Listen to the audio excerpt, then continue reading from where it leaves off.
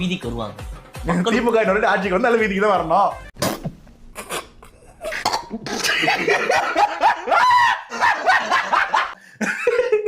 ரோட்டுக்கு போறேலா, அதுக்கு இன்னும் நாடி இருக்கு. அந்த மாதிரிதான் அதுக்குள்ளயா இன்னும் நாள் இருக்கு.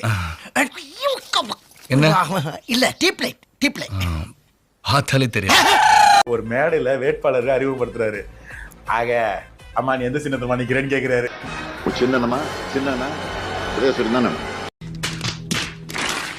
எல்லாம் மக்கள் மக்கள் மக்கள் மக்கள் அவங்க வாழ்க்கை, அவங்க வாழ்வாதாரம், அவங்களுடைய நலன், அதையே யோசிச்சுட்டு இருக்கணும். எப்படிங்க கட்சிக்காரன் யாரு எவன் வந்து கேண்டிடேட்னு தெரியும்? அங்கற காசுக்கு மேல கூறாடா கொய்யா.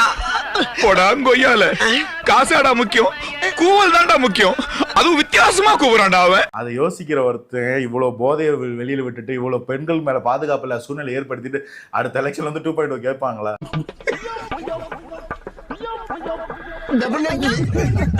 மேடையில அவர் வேட்பாளர்கள் அறிவிக்கிறாரு. அவர் அறிவிக்கிறாரு, சிட்டிங் மினிஸ்டர் எல்லாம் ஏஞ்சி வணங்க வைக்கிறாங்க. பிரேமலதா அக்கா உட்காந்து சிரிச்சிட்டு இருக்காங்க. 10 சீட் இவரோட 2 சீட் எக்ஸ்ட்ரா வாங்கிட்டதுனால தானே அவங்களுக்கு அந்த ஓவர் கான்ஃபிடன்ஸ், அந்த அதுப்பு. அட கன்றாவியே, எப்படி இந்த மனுஷன் எப்படி ஆயிட்டாரு பாத்தியா? தொகுதிக்குள்ள வரும்போதெல்லாம் உதயநிதி ஸ்டாலின் அவர்களோ முதல்வர் அவர்களோ வரும்போது ஏன் யாரும் வீதிக்கு வர மாட்டேங்கிறாங்க? ஏன் அவர் வரும்போது வெறும் செவத்துக்கு டாடா கட்டிட்டு போறாரு?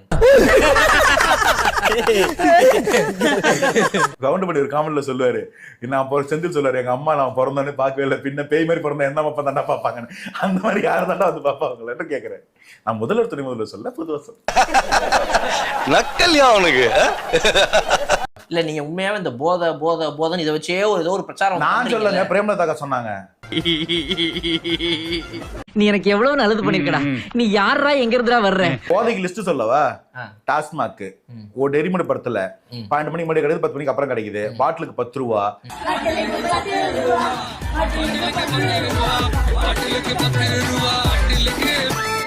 அதுக்கு மேல டாஸ்மாக் சரக்குல தரம் இல்ல. இது பத்தாதுன்னு கள்ளச்சாராயம், அதுல பல 100 மரணங்கள். கஞ்சா, அது பத்தாம போதைப் பொருள்கள், மெத்தாபெட்டமைனு, கொக்கைனு அப்படின்னு என்னென்னோ பேர்ல வருது. கடைசியில் விற்கிறது யாருன்னு பார்த்தா கள்ளச்சாராயம் காய்ச்சல் வந்து போதைப் பொருளை கொண்டு விற்கிற வரைக்கும் திமுக காரன். எப்படிப்பட்ட ஒரு பித்தலாட்டத்தனம் பாத்தீங்களா? எனக்கு புரியவே இல்லை. இப்ப இதுக்கு மேல என்ன பிரச்சனை வேணும்னு கேக்குறேன். இளைஞர்களுக்கு வாழ்க்கை பாதிக்குது, உடல்நலம் பாதிக்குது. இது எத்தனை நாளா? ரத்த கொதிப்பு வந்தப்போ அதுவும் சேர்ந்து வந்துருச்சு. ரத்த கொதிப்பு வேற இருக்குதா? டிவி வந்த போது அதுவும் ஜாயிண்ட் ஆயிடுச்சு சார். அட பாவி, ஒரு உடம்புக்குள்ள 1 கோடி வியாதியா? பெண்களுக்கான பாதுகாப்பு குறைஞ்சு போகுது. குழந்தைய கூட விட்டுக்க மாட்டான், பசுமாட்டை கூட விட்டுக்க மாட்டான். இதுக்கெல்லாம் யார் காரணம் தெரியுமா?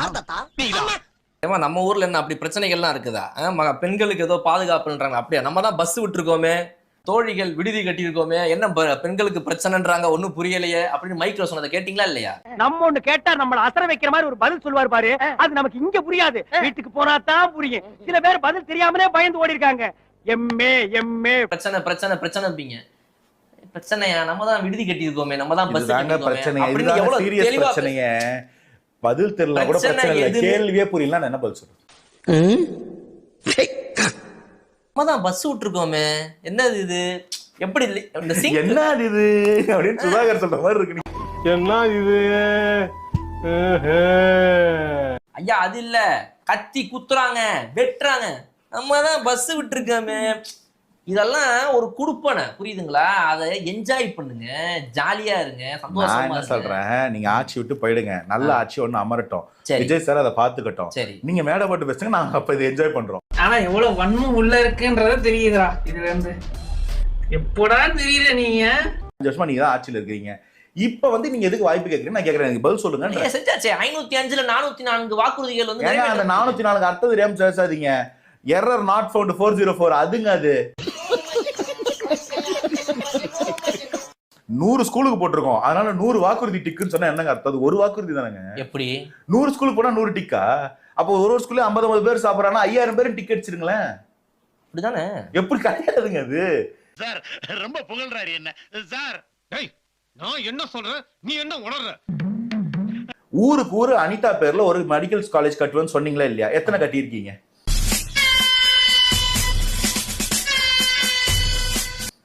எய்ம்ஸ் கல் எடுத்துட்டு வந்து வீடியோ காமிச்சிங்களே, அந்த எய்ம்ஸ் சொந்த காசுலயோ இல்ல நம்ம மாநிலத்தில் இருக்க பணக்காரங்களை வச்சு இன்வெஸ்ட்மெண்ட் வாங்கி கான்ட்ரிபியூஷன் வாங்கி டொனேஷன் வாங்கி கட்டிருக்கலாமா இல்லையா? கட்டிட்டீங்களா?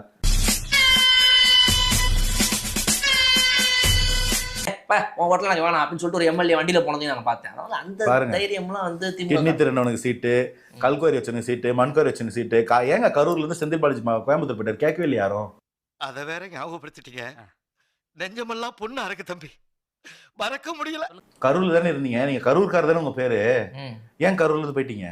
எல்லா ஊரையும் நல்லது படுத்தணும், ஒரே ஊரையா பாத்துக்கிட்டு இருப்பாங்க. இதை சீர்படுத்தியாச்சு, இப்ப அடுத்து அதை போய் இல்ல, இதை முடிச்சாச்சு, அடுத்தாங்க போறோம். ஆமா ஒரு ஊரை போய் நாசப்படுத்தி ஒரு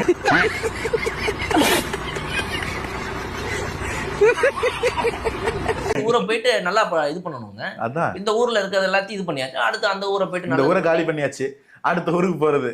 ஒரு கடை கிளீன் ஆச்சுன்னா அடுத்த கல்ல சேர்ந்து வேண்டித்தானே. அப்ப ஒவ்வொரு கடையா கிளீன் பண்ணிக்கிட்டே போயிட்டு இருக்கீங்க. அப்படி போனா தான் நரிமுத்துன்ற கேரக்டர் வாழ முடியும்.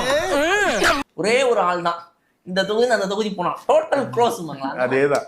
பாம் பக்கிரி, ஒரே பாம், மெட்ராஸ் சிட்டியே க்ளோஸ்.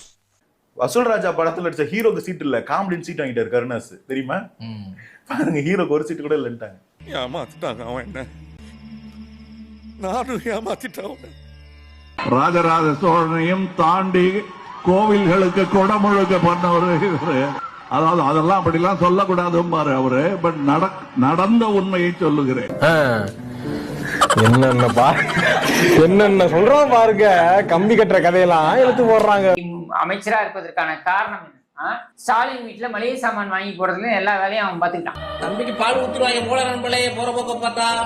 அவனை பொறுத்த வரைக்கும் மளிகை சாமான வாங்கி போடணும், கக்கூசை போய் கழுவிடாருன்னா கழுவுவான். கக்கூஸ்களோட கம்பெனில தான் வேலை பார்த்தேங்கிறது உனக்கு எப்படி பாத்தீங்க? அப்ப உண்மையிலேயே நீ கக்கூஸ் கல்லூரி கம்பெனி தான் வேலை பார்த்தியா? அப்ப நீ குத்துமதி பார்த்தா கேட்டியா? நானா தான் ஓடிட்டனா? போடலாம், ஒரு நகை சீட்டு போடலாம். ஆனா இதே 2000 ரூபாய் ஆம்பளைக்கு கொடுத்தா வேட்டி சீட்டு போட முடியுமா? வேட்டி சீட்டு போட முடியுமா? நெத்திய பொழந்திருந்தானா சிரிச்ச மணிக்குல செத்துருப்பான். ஒரு சினிமாக்குள்ள நீ டாக்டர் ஆகலாம், இன்ஜினியர் ஆகலாம், முதல்வர் கூட ஆகலாம். அரசியல் அப்படியே முதல்வர் ஆயிடுயா நீ. யாரு அரசியல் பேசணும்? என் அளவுக்கு அரசியல் பேசிருக்கியா நீ? இவ்வளவு கேவலமா நடந்துக்குன்னு நான் நினைக்கல. உன் மேல ரொம்ப மரியாதை வச்சிருந்தேன். அவர் என்ன சொல்லியிருக்காருன்னா, விஜய் அவர்கள்லாம் ஒரு வெத்து வேட்டு. ஒரு நடிகர் சினிமா நடிக்கலாம், நாட்டை எப்படி ஆள முடியும்? நீங்க திடீர்னு வருவீங்க, முதலமைச்சராக ஆசைப்படுவீங்க, அதெல்லாம் நடக்காது அப்படின்னு சொல்றாங்க இந்த முட்டாள் நாய்கள். எனக்கு இருக்கிற கோபத்துக்கு ஒரு அப்பன்னு வச்சுக்கேன், சாகர வரைக்கும் சைட்ல இருந்து பார்த்தா சிரிக்கிற மாதிரியே இருப்பேன். அவர்லாம் சினிமா நடிக்க வேணா ஆசைப்படலாமே தவிர அரசியல் செய்ய ஆசைப்படக்கூடாது. ஏன் அளவுக்காவது அரசியல் பேசியிருக்காரா விஜய் அப்படின்னு சொல்லிட்டு ஒரு கேள்வியை கேட்டாரு பாருங்க. சும்மா தேவையில்லாம பேச கூடாது. என்னை அடிச்சு எல்லாம் வெட்டிக்கிட்டு இருப்பான், நான் கை கட்டிட்டு வாய் பத்திக்கிட்டு அப்படி உட்காருமா? ஒரு அளவுதான். நேரம் உங்க ஸ்டாலின் அப்பாட்ட போங்க. ஸ்டாலின் அப்பாவுக்கு ஒரு மகன் இருப்பான், பேரு உதயநிதி. அந்த உதயநிதி படம் நடிச்சுட்டு கிடந்தான். படம் நடிச்சுட்டு இருந்தவன் திடீர்னு எலெக்ஷன்ல நின்று துணை முதலமைச்சர் ஆண்டு உங்களுக்கு எல்லாம் இப்ப அல்வா கொடுத்துட்டு இருக்கான். அவன்கிட்ட போய் நீ ஏன்டா சினிமா நடிச்சவன் தானே, நீ எப்படி நாட்டை ஆளலான்னு ஒரு கேள்வியை கேளுங்க. கேட்டுட்டு பப்ளிக்ல பேச